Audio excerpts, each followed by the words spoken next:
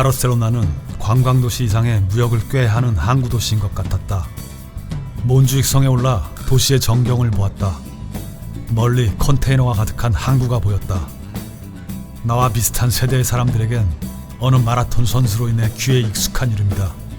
바르셀로나 몬주익. 어느 도시를 가든지 도시의 전경을 볼 수 있는 전망대는 꼭 가는 편이다.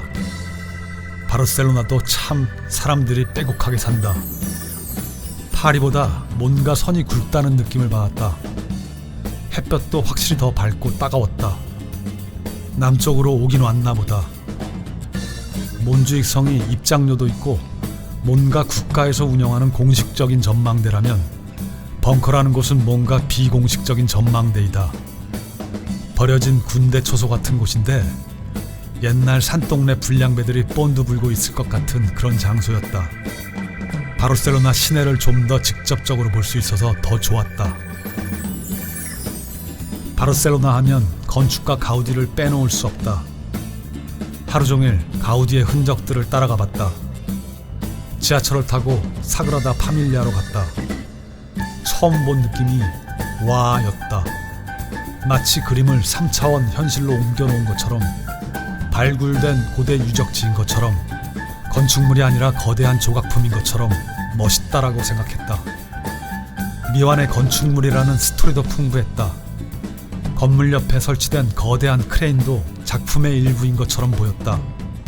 인간으로서 다다를 수 없는 미완의 현재 진행형.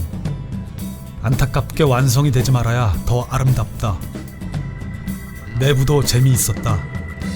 숲을 형상화했다고 한다. 햇볕의 움직임을 생각하면서 사방의 컨셉도 다르게 잡아놓았다. 내부 외부 할 것 없이 독특하고 곳곳에 애를 쓰는 흔적이 가득했다. 가우디는 미스테리하게 아주 허무하고 초라한 죽음을 맞았다고 한다. 너무 애를 쓰면 제 명대로 못 산다라는 할머니에게 들었던 것 같은 말이 떠올랐다. 사그라다 파밀리아 성당을 나와 걷고 버스 타기를 반복하며 구엘 공원으로 갔다. 중간중간에 가우디의 다른 흔적들을 보았다. 구엘 공원은 평일임에도 사람들이 많았다. 피곤함이 몰려왔다. 가우디의 건축물들은 이벤트적인 예술작품이라는 생각이 들었다.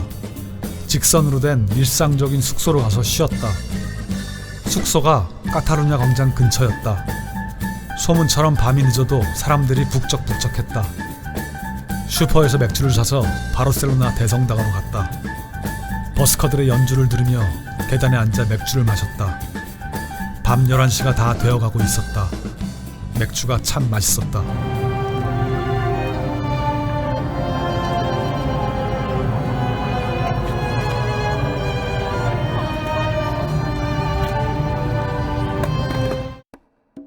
다음날 기차를 타고 피게레스라는 소도시에 갔다. 살바도르 달리 박물관을 가보기 위해 하루를 통으로 뺐다. 달리의 작품들이 특이해서 옛날부터 관심이 조금 있었다. 박물관은 생각보다 별 감동이 없었다. 달리라는 예술가에게 내가 그렇게까지 덕후가 아니어서인지도 모른다. 그 생각까지 가보려 했으나 버스 시간이 맞지 않았다. 시간이 남아서 뭘 할까 하다 구글맵에서 재미있는 근처 마을 이름을 보았다. 로제스. 장미마을로 가는 버스를 탔다. 스페인 사람들은 확실히 텐션이 하나가 높은 것 같다. 1시간 남짓 가는 내내 버스 안이 시끌벅적했다. 로제스는 휴가철이 되면 로맨틱하게 사람들이 많이 올 것 같은 마을이었다. 해변을 조금 둘러보다가 이탈리아 식당에서 피자 같은 것을 먹고 돌아왔다. 맛있었다. 여행을 하다 보면 생각과는 다르게 뭔가 어긋날 때가 있다. 바르셀로나에서 리스본으로 가기 위해 한 사이트에서 카풀을 예약했다.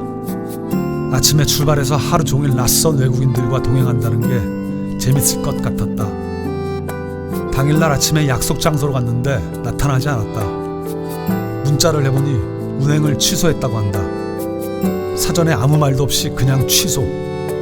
약간의 당황과 함께 버스터미널로 갔다. 일단 수도인 마드리드로 가야겠다고 생각했다. 버스는 많았다. 아무 말도 없이 카풀이 취소된 건 좀 짜증나는 일이지만 그렇게 대단한 일은 아니다. 환불은 3달 후인 7월 말에 완료되었다. 마드리드로 가는 버스 창밖의 풍경이 풍성했다. 같은 하늘, 산, 흙, 돌, 나무, 풀들인데 다르다. 뭔가 다르다. 삼겹살과 구운 신김치가 먹고 싶어졌다. 마스크를 쓴 입안에서 그 냄새가 나는 듯했다. 집 떠난 지 일주일 만에 이런 기분을 느껴볼 수 있다는 게 재밌었다. 마드리드에서 하룻밤을 보낼까 하다가 그냥 야간 버스를 타고 리스본으로 가기로 했다.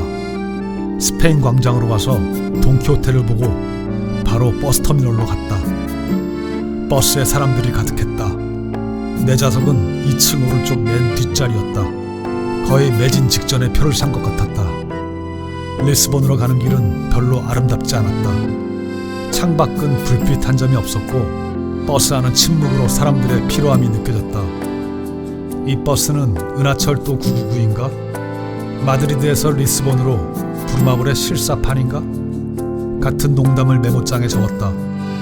버스 회사의 이름은 집시였다. 집시 버스를 타고 마드리드에서 리스본으로 가는 창밖은 정말 새까맸다.